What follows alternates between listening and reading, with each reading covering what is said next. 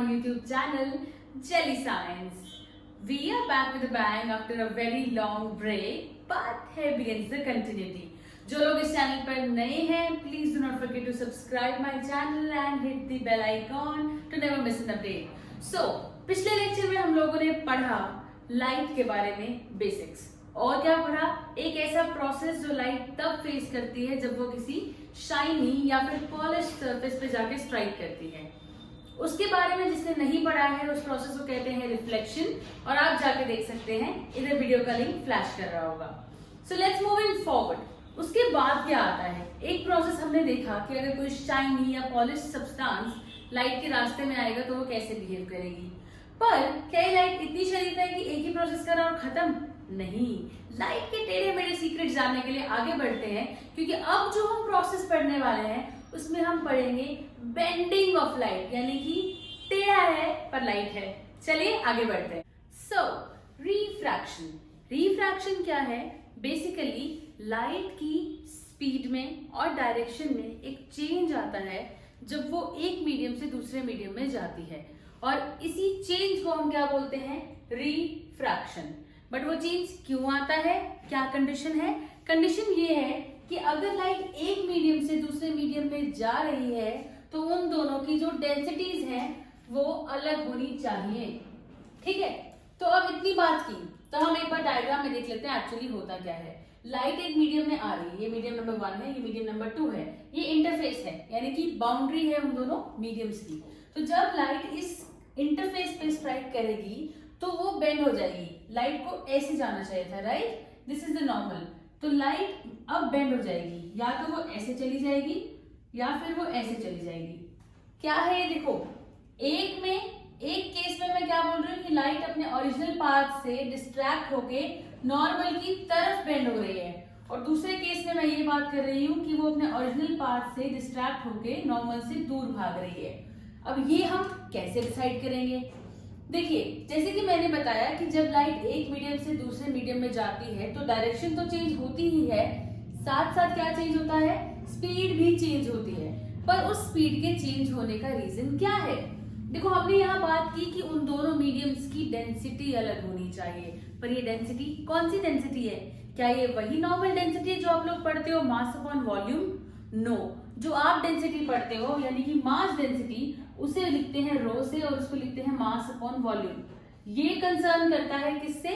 एक बॉडी के वेट से, एक बॉडी के मास से। ठीक है, लेकिन हम यहाँ जिस डेंसिटी की बात कर रहे हैं वो डेंसिटी है ऑप्टिकल डेंसिटी। अब ऑप्टिकल डेंसिटी और मास डेंसिटी में डिफरेंस है या नहीं है, ये अभी क्लियर हो जाएगा।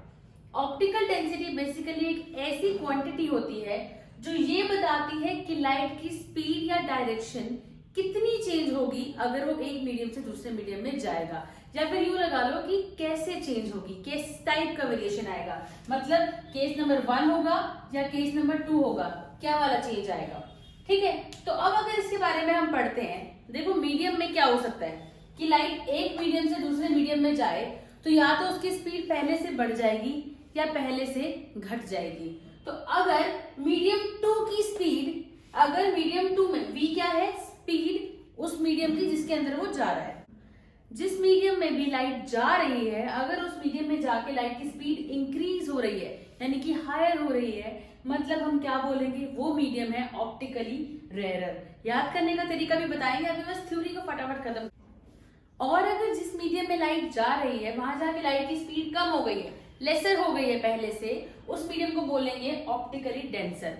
देखो, याद करने का तरीका, अगर रेयर है मतलब जो पार्टिकल्स हैं वो दूर दूर है ना, रिफ्लेक्टिंग पार्टिकल्स। ठीक है, मास और वॉल्यूम वाला कॉन्सेप्ट नहीं लगाना है। रेयर है तो लाइट को जाने का रास्ता आराम से मिल जाएगा, मतलब लाइट की स्पीड इंक्रीज हो जाएगी, यानी कि अगर स्पीड इंक्रीज हुई ऑप्टिकली रेयर मीडियम है, याद हो गया।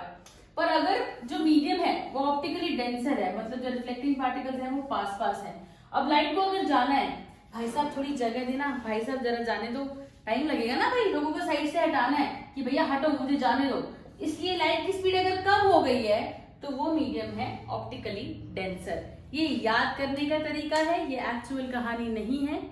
और हाँ, क्या ऐसा हो सकता है कि मास डेंसिटी कम हो और ऑप्टिकल डेंसिटी ज्यादा हो तो इसका एक बड़ा ही फेमस केस है केरोसिन और वाटर का। ठीक है, हम लोग मास डेंसिटी के केस में देखते हैं कि जो केरोसिन है वो पानी के ऊपर फ्लोट करता है, यानी कि केरोसिन की मास डेंसिटी डेफिनेटली वाटर से कम है। लेकिन अगर हम ऑप्टिकल डेंसिटी की बात करें तो केरोसिन की ऑप्टिकल डेंसिटी सर्टेनली पानी से ज्यादा है, क्योंकि लाइट की स्पीड अगर वो पानी से केरोसिन के अंदर जा रहा है तो कम हो जाती है। दिस प्रूव्स कि केरोसिन की ऑप्टिकल डेंसिटी डेफिनेटली पानी से ज्यादा है, जबकि उसकी मास डेंसिटी पानी से कम होती है। तो चलिए अब आगे बढ़ते हैं कि ये चीज कैसे डिसाइड करेगी कि लाइट कौन से वाला बेंड लेगी। फटाफट मूव करते हैं अपने अगले पार्ट की तरफ।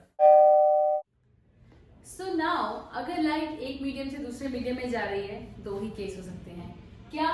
या तो वो जाए रेयर से डेंसर मीडियम में, या फिर वो जाए डेंसर से रेयर मीडियम में। दो ही केसेस हैं।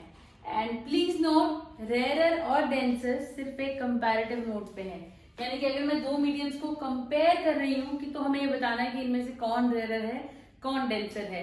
एग्जाम्पल लेके चलते हैं। देखिए, अगर तीन मीडियम है, एयर, वाटर, ग्लास, वाटर, ठीक है, तो वाटर को मैंने दो बार इससे लिखा है, हम दो बार कंपैरिजन करेंगे। अगर हम पहला केस ले रहे हैं एयर और वाटर, इनमें एयर जो है वो एक रेयर मीडियम है और वाटर जो है एक डेंसर मीडियम है। लेकिन अगर हम सेकंड केस की बात करें, अगर इन दोनों को कंपेयर करें तो वाटर जो है वो रेयर मीडियम है और ग्लास जो है वो डेंसर मीडियम है।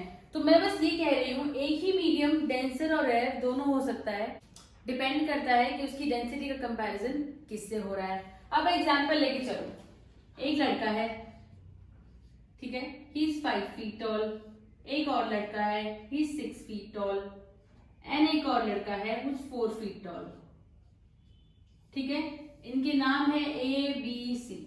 अब अगर मैं बी का कंपैरिजन ए से करूं तो वो टॉल है, अब अगर मैं बी का ही कंपैरिजन सी से करूं तो वो शॉर्ट है। तो दिस इज ऑल अबाउट कि आप कौन से मीडियम से कंपैरिजन कर रहे हैं। सो मूविंग फॉरवर्ड, अगर लाइट रेयर से डेंसर मीडियम में जाएगी तो क्या होगा। देखिए, रेयर मीडियम मतलब वो खुला खुला अपना आराम से ट्रैवल कर रही थी, लेकिन जैसे ही वो इंटरफेस पे स्ट्राइक करी तो वो डेंसर मीडियम की ओर चल पड़ी। अब जहां डेंसर मीडियम है वहां उसको थोड़ा सा टाइट होके बैठना पड़ेगा। अब भैया अगर एक सीट पे तीन की जगह है और आप अकेले बैठे हो तो आप राजा हो, यानी कि आप रेयर मीडियम में हो। और अगर एक सीट पर तीन की जगह है और तीन ऑलरेडी बैठे हैं पर आपको भी बैठना है तो आपको थोड़ा सा एडजस्ट करना पड़ेगा। इसलिए जो लाइट है वो भी एडजस्ट करेगी और वो अपने नॉर्मल पाथ से डिस्ट्रैक्ट होके किस तरफ मुड़ेगी, टुवर्ड्स द नॉर्मल, यानी कि जो नॉर्मल है उसकी तरफ निकल कर आएगी। ठीक है। सेकेंड केस, अगर लाइट डेंसर से रेयर मीडियम में जा रही है, अब आप बैठे थे एक ट्रेन की सीट में, तीन की सीट थी, चार बैठे थे, एकदम से स्टेशन आया और आपके साथ के दो लोग उतर के चले गए, तो आप क्या करोगे, एकदम से आराम से फैल कर बैठ जाओगे। सेम टू सेम लाइट का काम है, डेंसर मीडियम में फंसती फंसाती बैठकर आ रही थी, पर जैसे ही इंटरफेस पर स्ट्राइक करी, क्या हुआ, वो अपने नॉर्मल पाथ को छोड़ के, जो नॉर्मल थी यानी कि रेगुलर पाथ को छोड़ के वो जो नॉर्मल थी उससे दूर जाके बैठ जाएगी, उससे दूर डिस्ट्रैक्ट हो जाएगी। देखिए, ये है इंसिडेंट रे, ये है इंटरफेस और ये है रिफ्रैक्टेड रे। ठीक है, हम इसको ऐसे भी मेंशन कर देते हैं। इससे आगे बढ़ते हुए कुछ क्वांटिटीज जो आप लोग को पता है बट फिर भी याद करनी जरूरी है, इज एंगल ऑफ इंसिडेंस। वो एंगल होता है, एंगल ऑफ इंसिडेंस, जो इंसिडेंट रे बनाती है नॉर्मल के साथ। So angle of incidence. Angle of refraction, जो एंगल रिफ्रैक्टेड रे बनाती है नॉर्मल के साथ, this is angle of refraction. उस डायग्राम में भी देख लेते हैं। एंगल ऑफ इंसिडेंस क्या होगा, जो एंगल इंसिडेंट रे बनाएगी नॉर्मल के साथ। एंगल ऑफ रिफ्रैक्शन क्या होगा, जो रिफ्रैक्टेड रे बनाएगी नॉर्मल के साथ। कोई भी एंगल अगर हम मेजर करेंगे तो वो नॉर्मल के साथ ही होगा। सो इससे आगे बढ़ते हैं और कुछ और नई बातें जानते हैं।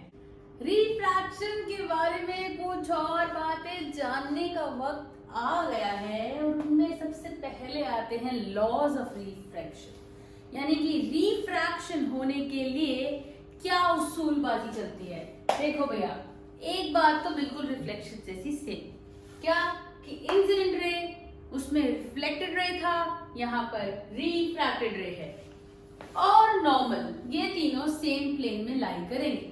पुरानी बात, नया तरीका। आगे बढ़ते हैं। देखिए स्नेल्स लॉ, ये है सेकंड लॉ ऑफ रिफ्रैक्शन। और ये क्या कहता है, ये कहता है, देखो आप पढ़ चुके हो एक मीडियम में, यानी कि मीडियम 1 में जो एंगल बनता है वो होता है आई, यानी कि इंसिडेंट एंगल। चलो फिर से बना देते हैं, भूलना नहीं चाहिए, दिस इज एंगल आई, और जो मीडियम 2 में बनेगा वो होगा एंगल आर, यानी कि एंगल ऑफ रिफ्रैक्शन। ठीक है, तो वो ये कह रहा है सेकंड लॉ या फिर स्नेल्स लॉ कि sine i by sine r, यानी कि इंसिडेंट एंगल का और रिफ्रैक्टेड एंगल का साइन वैल्यू, उनका रेशो हमेशा एक कांस्टेंट होगा। जिसको नहीं पता साइन वैल्यू क्या होती है, आपकी मैथमेटिक्स में एक चैप्टर है ट्रिगोनोमेट्री, उसके बेसिक्स पढ़ लोगे तो ये बात बहुत आराम से समझ में आ जाएगी। बट आई होप आप लोग अब तक वो पढ़ चुके हो, आई एम कंसिडरिंग इट। ठीक है, तो वो एक कांस्टेंट वैल्यू है, और इस कांस्टेंट वैल्यू का नाम है रिफ्रैक्टिव इंडेक्स। क्या बात है, देखो भैया इसको लिखने का एक तरीका है, ये क्या है बेसिकली रिफ्रैक्टिव इंडेक्स ऑफ, देखो एंगल आर कौन से मीडियम में है, मीडियम नंबर 2 में है ना, तो हम ए बी लेते हैं, चलो ए और बी। एंगल आर है मीडियम बी में, तो ये एंगल आर नीचे है, मतलब ये है refractive index of medium B with respect to medium A, और ये है इसकी वैल्यू। इसको ऐसे भी लिख सकते हैं और इसको ऐसे भी लिख सकते हैं। कैसे, देखो कि speed of light in medium 1 divided by speed of light in medium 2, यानी कि आप जिसका रिफ्रैक्टिव इंडेक्स निकाल रहे हैं उसकी स्पीड, यानी कि उसके अंदर लाइट की स्पीड को डिनोमिनेटर में रखेंगे, और जिसके रिस्पेक्ट में निकाल रहे हैं, अरे भैया रिस्पेक्ट देनी है, इज्जत दो, तो इनको ऊपर सर पे चढ़ के बिठा दो। ठीक है, तो जो स्पीड ऑफ लाइट होगी मीडियम ए में, हमने वहां 1 और 2 लिखा है, वेरी कन्वीनियंटली हम इनको चेंज भी कर सकते हैं, जो मर्जी आप लिखना चाहो आपकी मर्जी है। ठीक है, तो ये क्या है, मीडियम बी का रिफ्रैक्टिव इंडेक्स है विद रिस्पेक्ट टू ए, उसको हमने ऐसे लिख दिया। क्या हो अगर जो मीडियम ए है वो एयर या फिर वैक्यूम हो जाए, एयर या फिर वैक्यूम हो जाए। अगर मीडियम 1 एयर या वैक्यूम है, यानी कि लाइट अब जहां भी जा रही है, जिस भी मीडियम में जा रही है वो हवा से जा रही है, उस रिफ्रैक्टिव इंडेक्स की वैल्यू को हम बोलेंगे एब्सोल्यूट रिफ्रैक्टिव इंडेक्स। ये कब आएगा, जब जो ऊपर वाली स्पीड है, यानी कि मीडियम 1 की स्पीड है, वो क्या हो basically speed of light in air या वैक्यूम। ठीक है, एयर और वैक्यूम दोनों में लाइट की स्पीड सेम होती है, और वो वैल्यू होती है 3 × 10⁸ मीटर पर सेकेंड। कई बार बोल बोल कर सुनाऊंगी क्योंकि आपको ये वैल्यू याद होनी चाहिए। ओके, सो हम सी एक स्टैंडर्ड वैल्यू है, एक कांस्टेंट है जो हम लिखते हैं for speed of light in vacuum और एयर, तो इसे हम बोलेंगे एब्सोल्यूट रिफ्रैक्टिव इंडेक्स। किसका रिफ्रैक्टिव इंडेक्स है, ऊपर वाला तो हमने फिक्स कर दिया ना, जिसका भी है ऊपर वाला फिक्स है भाई, अगर एब्सोल्यूट है तो ऊपर सी ही आएगा, नीचे क्या आएगा speed of light in medium B, यानी कि जिस मीडियम के अंदर वो जा रही है। अब मानो यहाँ पर है वाटर, ठीक है, मान लिया भाई वाटर है, तो ये क्या हो जाएगा, यहाँ पर वाटर हो जाएगा, और नीचे किसकी स्पीड आएगी, वाटर में कितनी स्पीड है, लाइट की। अगर मैं यहाँ पर कर दूं ग्लास, ठीक है, तो देखो न्यूमरेटर नहीं चेंज होगा, क्योंकि न्यूमरेटर एब्सोल्यूट के केस में न्यूमरेटर स्टैंडर्ड है। ठीक है, तो मैंने लिख दिया यहाँ पर ग्लास, और नीचे क्या आएगा speed of light in glass, यानी कि एब्सोल्यूट में न्यूमरेटर कांस्टेंट है, लेकिन अगर किसी के रिस्पेक्ट में पूछा गया है तो वो यहाँ पर ऊपर वो मीडियम जिसके रिस्पेक्ट में, यानी कि जिससे लाइट आ रही है, और नीचे वो मीडियम जिसके अंदर लाइट जा रही है। इससे एक और बात समझ आ रही है, क्या आ रही है, जो एब्सोल्यूट रिफ्रैक्टिव इंडेक्स है, अगर ऊपर की चीज कांस्टेंट कर दी गई तो यानी कि वो नीचे वाले से इनवर्सली प्रोपोर्शनल है। सबको समझ में आ रहा है, absolute refractive index is inversely proportional to speed of light in that medium, यानी कि जितना ज्यादा रिफ्रैक्टिव इंडेक्स होगा उतनी ही स्पीड कम होगी। और हमको ये पता है जिस मीडियम में स्पीड कम होती है जाकर, मतलब उसकी ऑप्टिकल डेंसिटी ज्यादा है, मतलब ऑप्टिकल डेंसिटी भी इनवर्सली प्रोपोर्शनल है और रिफ्रैक्टिव इंडेक्स भी इनवर्सली प्रोपोर्शनल है स्पीड को, मतलब ये दोनों आपस में डायरेक्टली प्रोपोर्शनल है।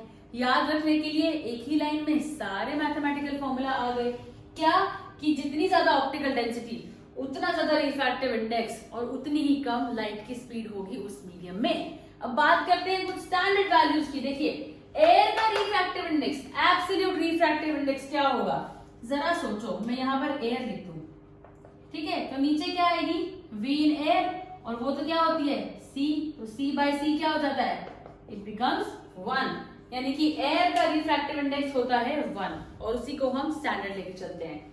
ग्लास का रिफ्रैक्टिव इंडेक्स होगा 3/2 या फिर 1.5, जो भी आपको याद रहे। ऐसे ही वाटर का रिफ्रैक्टिव इंडेक्स होगा 1.33 या फिर 4/3। तो अब इससे एक और चीज समझ में आती है, देखो इसको यूज करो, जितना ज्यादा रिफ्रैक्टिव इंडेक्स उतनी कम स्पीड।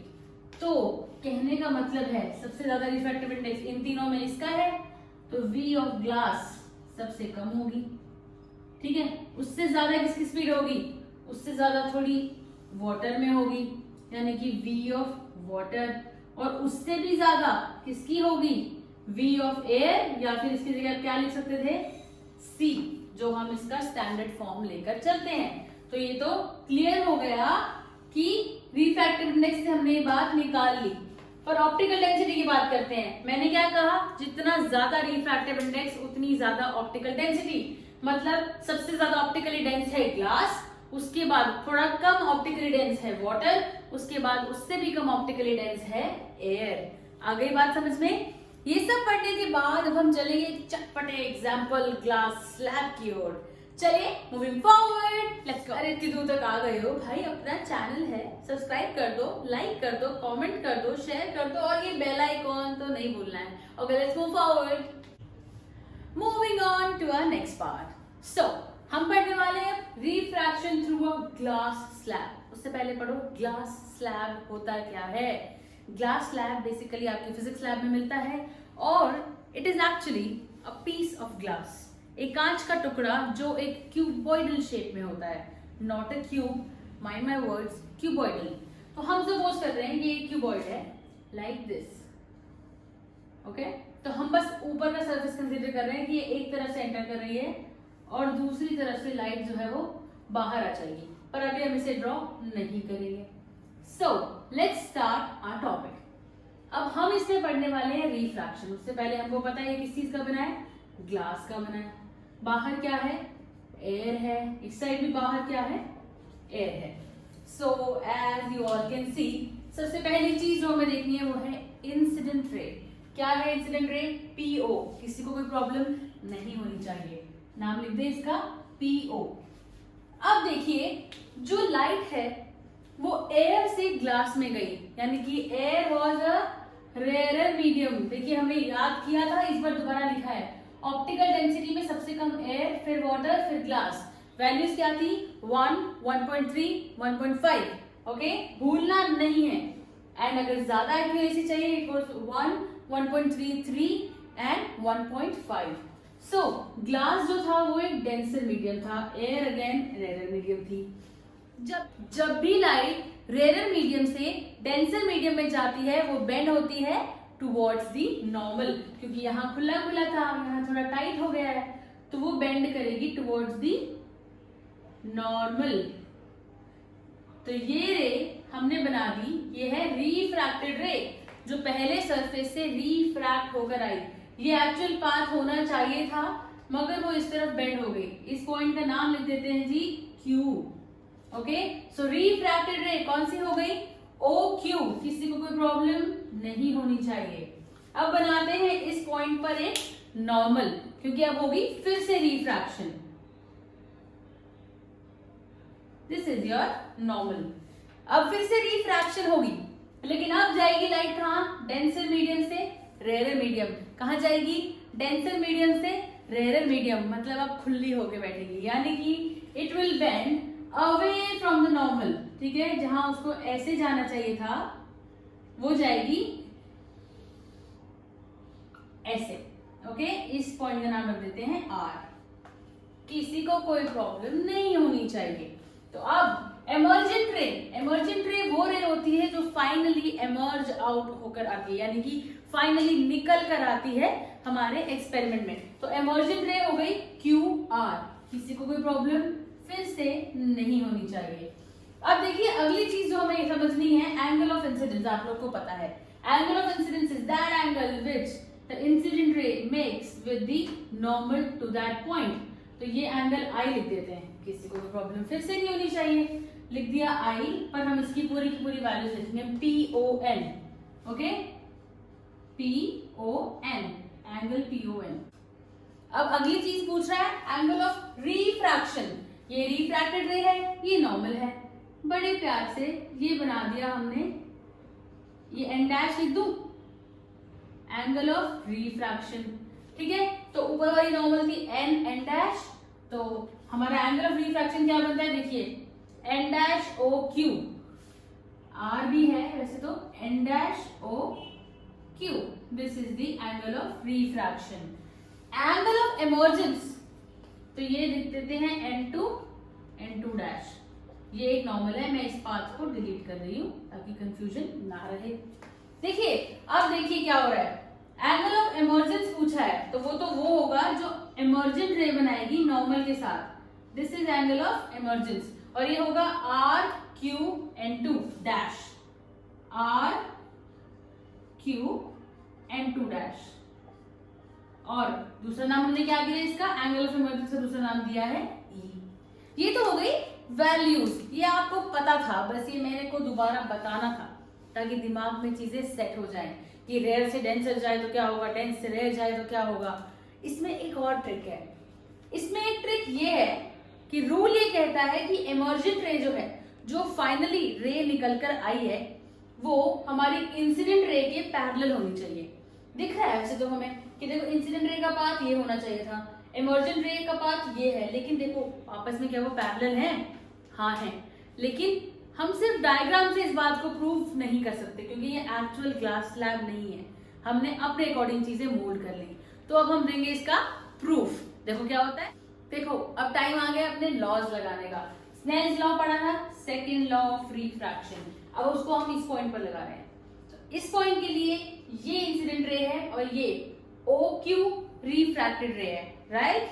ये एंगल ऑफ रिफ्रैक्शन है, ये एंगल ऑफ इंसिडेंस है। स्नेल्स लॉ क्या कहता है, sine i by sine r, यहाँ पर आई ही है और आर ही है, तो sine i by sine r is equal to refractive index of medium 2 यानी कि glass with respect to medium 1 यानी कि air. So this is refractive index of glass with respect to air.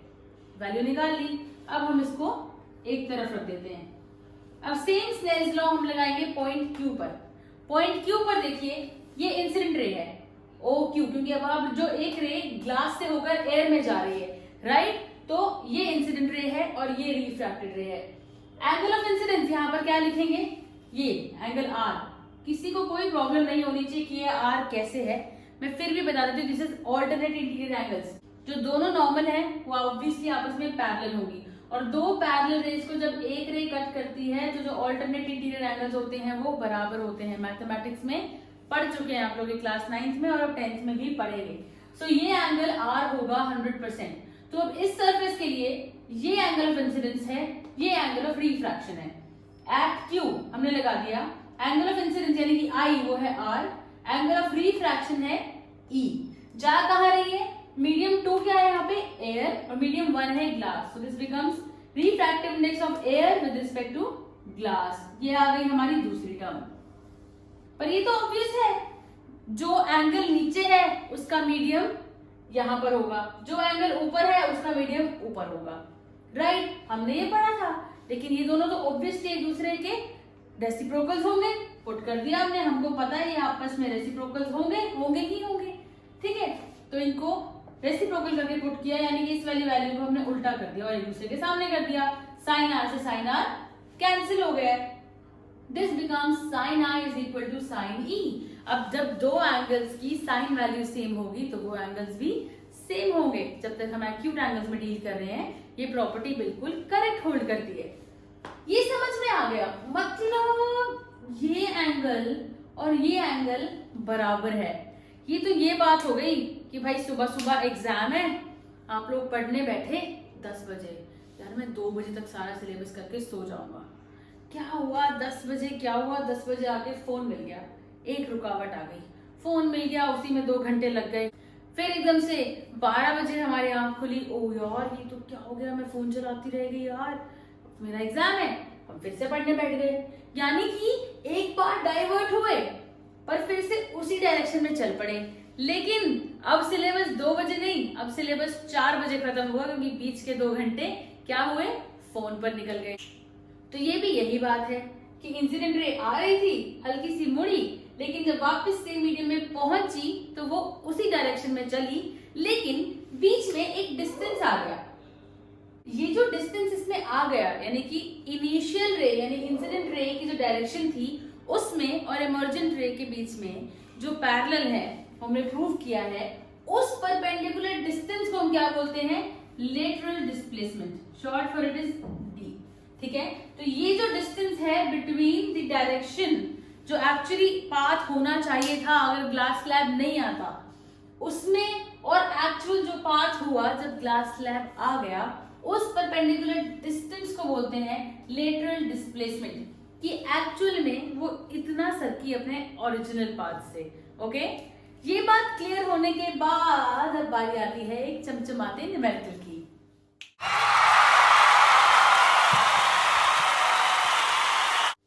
तो एक कॉन्सेप्ट को ग्रैब करने के लिए आपका सवाल आपकी कंप्यूटर स्क्रीन पर फ्लैश कर रहा है, आपका समय शुरू होता है अब। पॉज करिए और आंसर निकालिए। अरे भाई साहब ये तो बड़ा ही आसान था, टाइम काहे लगा रहे हो।